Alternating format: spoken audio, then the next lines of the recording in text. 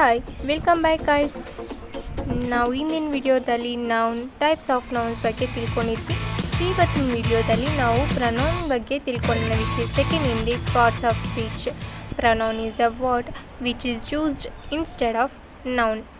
ಅಂದರೆ ನೌನ್ ಬದಲಾಗಿ ಯೂಸ್ ಮಾಡೋದನ್ನು ನಾವು ಪ್ರನೌನ್ ಅಂತ ಕರಿತೀವಿ. ಫಾರ್ ಎಕ್ಸಾಂಪಲ್, ಯಾವುದಾದ್ರೂ ಒಂದು ಪ್ಯಾರಾಗ್ರಾಫು ಸೆಂಟೆನ್ಸ್ನ ಬರೆಯುವಾಗ ನಾವು Bengaluru is A beautiful city and it is also called as A silicon city ಅಂತ ಕರಿತೀವಲ್ಲ.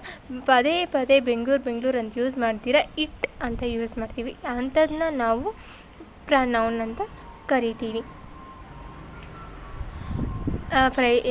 She, he, it, they, these are called pronouns. ಪ್ರನೌನ್ಸಲ್ಲಿ ದೇರ್ ಆರ್ 8 ಟೈಪ್ಸ್ ಇದೆ. Personal pronoun, impersonal pronoun, reflective pronoun, interrogative pronoun, relative pronoun, emphatic pronoun, demonstrative pronoun, distributive pronoun. Now coming to the first one, personal pronoun.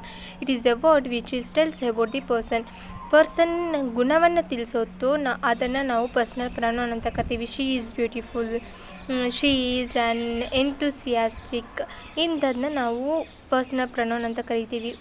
ವ್ಯಕ್ತಿಯ ಗುಣವನ್ನು ಹೇಳೋದನ್ನ ನಾವು personal pronoun ಅಂತ ಕರಿತೀವಿ. ನಾವು coming to the second one, impersonal pronoun.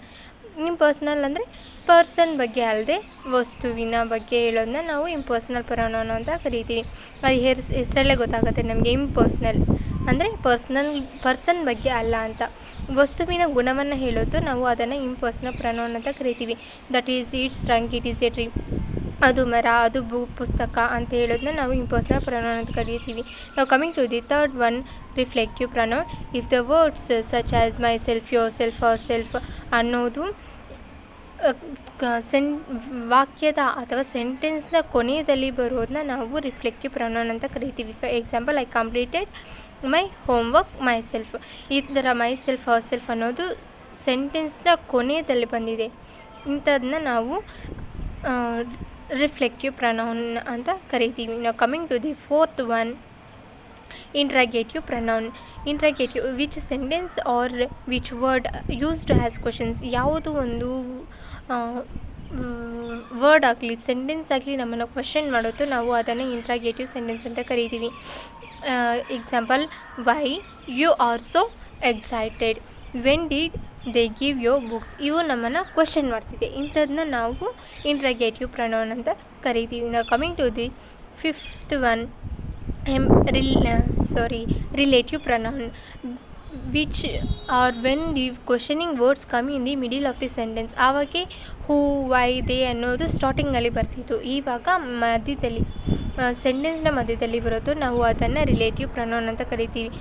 C ಎಕ್ಸಾಂಪಲ್ಗೆ, I met a person who is doctor.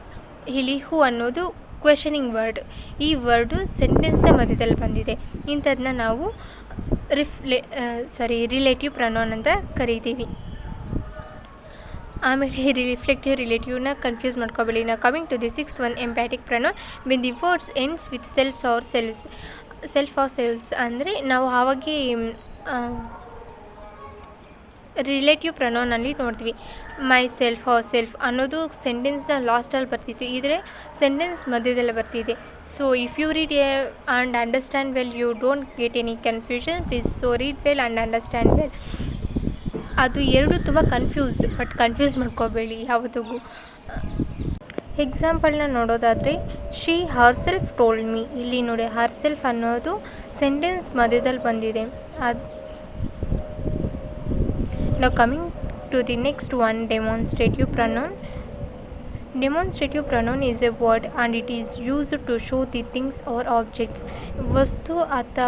ವಸ್ತುವಿನ ಗುಣ ಹೇಳೋದು, ಅಂದರೆ ಸ್ಥಳದ ಗುಣವನ್ನು ಹೇಳೋದು.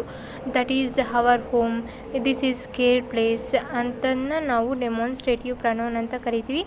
Last one, distributive pronoun. ಇದಕ್ಕೆ ಯಾವುದೇ ಡೆಫಿನೇಷನ್ ಇಲ್ಲ, ಬಟ್ ಟೈಪ್ಸ್ ಆದರೆ ಇದೆ. ಮೊದಲನೇದು ಐದರ್, ಆರ್, ನೈದರ್, ನಾರ್ ಇಂಥವು. ನಿಮಗೆ ಯಾವುದೇ ಡೌಟ್ಸ್ ಇದ್ದರೆ ಕಮೆಂಟ್ ಬಾಕ್ಸಲ್ಲಿ ತಿಳಿಸಿ. If you like this video, please like, share and subscribe. Thank you for watching.